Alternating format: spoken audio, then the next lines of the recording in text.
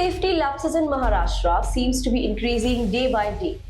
Whether it is infrastructure, playgrounds, pool safety or public recreation areas, reports of ignored safety keep coming in, and in several cases that ignorance and irresponsibility has cost people their lives or left them injured.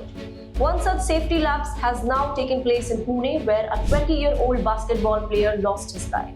But this is not just limited to Maharashtra. Such safety failures can be seen across India.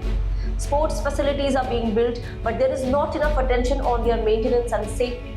So how weak are the infrastructure created by top authorities, and what kind of material is being used? You take the Mulund Metro tragedy where a slab fell. It was a horrific incident.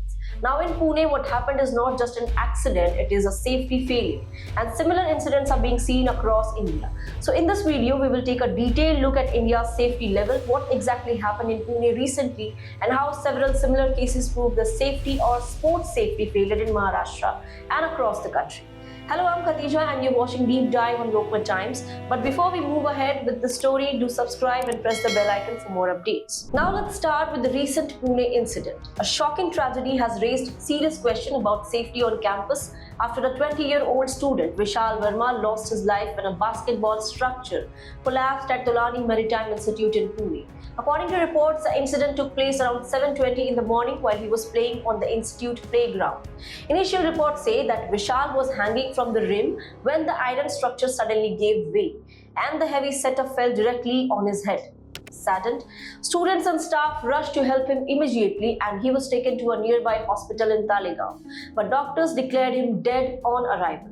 Police from Ambi MIDC station reached the spot and have begun an investigation to find out what exactly caused the collapse.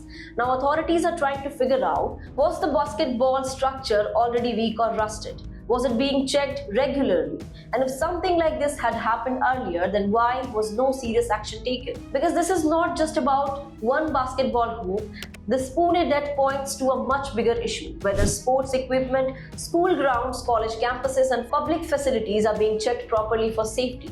If a basketball pole can collapse and kill a student, then the public question becomes, how many such structures across Maharashtra and the rest of the country are old, rusty, weak or simply ignored?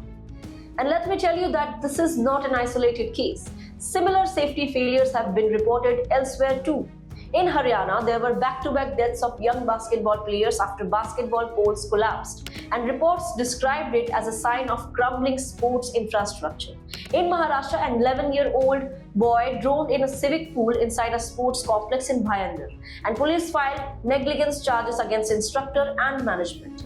In another case, a ride accident at an amusement park in Maharashtra killed one person and seriously injured another after a rotating arm broke off, showing poor safety enforcement in public recreation spaces. And in Thane, children were injured when a structure fell on a football ground, once again raising questions about weak maintenance and public safety. And honestly, the pattern here is very clear. Whether it is sports grounds, pools, amusement parks or public recreation areas, the same problems keeps repeating. Poor maintenance, weak inspection and little accountability until someone dies or gets hurt. This is why the Pune incidents cannot be seen as just one tragic accident. This is a part of a bigger safety crisis. Sports facilities may be built, but if their maintenance is ignored, if inspections are irregular, and if rusty or weak structures are left standing, then these places can turn into danger zones. But here is the bigger question: why such failures keep happening again and again?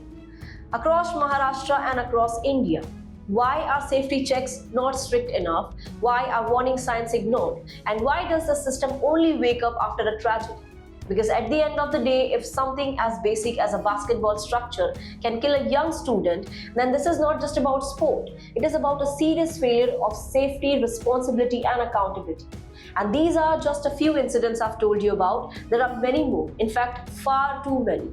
Now, what do you think about this? Tell us in the comments and also let us know if you have seen something like this happen around you. And thanks for watching Lokmat Times. See you in the next week.